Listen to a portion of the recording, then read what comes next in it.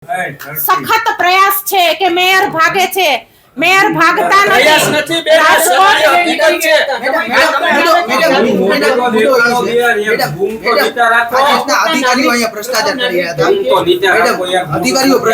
એના માટેની તપાસ ચાલુ છે। તમે જોઈ શકો છો કે તપાસનો ધમધમાટ રાજકોટ મહાનગરપાલિકાની અંદર થઈ રહ્યો છે। એટલે મેડમ તો નેતાઓને આ મામલે નહોતી ખબર કે પૂર્વ મેયરની ને એની કોઈને નહોતી ખબર આ બાબત? તપાસ ચાલુ થઈ રહી છે, તમે પણ અત્યારે બધા જોઈ શકો છો। એટલે તપાસ થવી જોઈએ, પણ મેડમ પૂર્વ પદાધિકારીઓ સામે તપાસ થવી જોઈએ, કારણ કે આ સમગ્ર બાબત તમે તો નવા આવ્યા છો। તપાસ સોંપેલી છે અને તપાસ સોંપવામાં આવેલી છે, એ લોકો તપાસ કરે છે। કોની સામે? કોર્પોરેશનમાંથી કોણ તપાસ કરે છે? મેડમ કોની સામે તપાસ થવી જોઈએ? તમે એક સખત પ્રશ્ન મીડિયા વાળા ઘણા લાંબા સમયથી જોઈ છે કે એક મુદ્દા માટેની તપાસ મુદ્દો નથી, 27 લોકોના જીવનો સવાલ છે બેન, મુદ્દો નથી। આ મુદ્દો અમે નથી બનાવ્યો, તમારા બાપે આ બન્યો છે। પહેલા જ્યાં હોત તો ન હતા, ત્યાં કોર્પોરેટરની એમાં સંડોવણી હતી, કેમ કાર્યવાહી નથી? મેડમ પદાધિકારીઓ શું કરી રહ્યા હતા? કેનો મુદ્દો બનાવીએ છીએ અમે?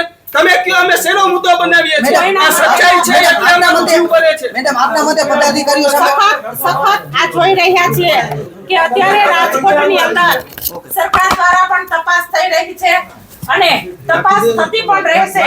આ માટે તટસ્થ તપાસ કરવામાં આવશે।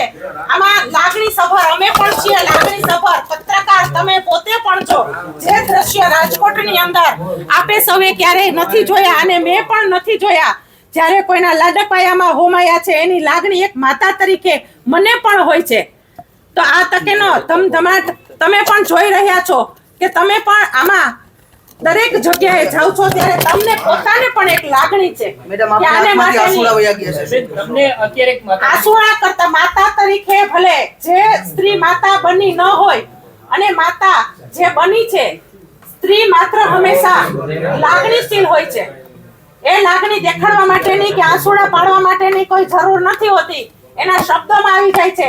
જ્યારે કોઈ બોલે છે ને, તો આકરા પ્રહારો જ્યારે બોલે છે ને, ત્યારે સ્ત્રીને એક લાગણી થતી હોય છે આ દરજ્જા ઉપર કે આટલા બધા મીડિયાની સામે ફોકસ અમને જ કરે છે લેડીઝ તરીકે। તમે જે કહો છો મને એ મહિલા છે,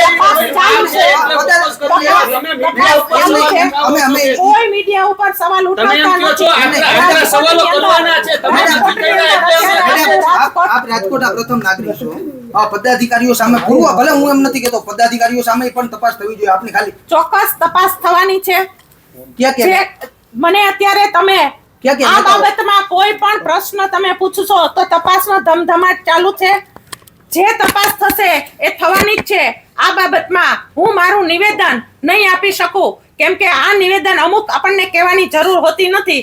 જે તપાસની જેને કામગીરી સોંપેલી છે એ 100% કડક તપાસ કરશે। આ બાબતમાં હું અત્યારે મૌન ધારણ કરું છું, કેમ કે જે દ્રશ્ય જોયેલા છે એનો આઘાત અમને પોતાને પણ છે।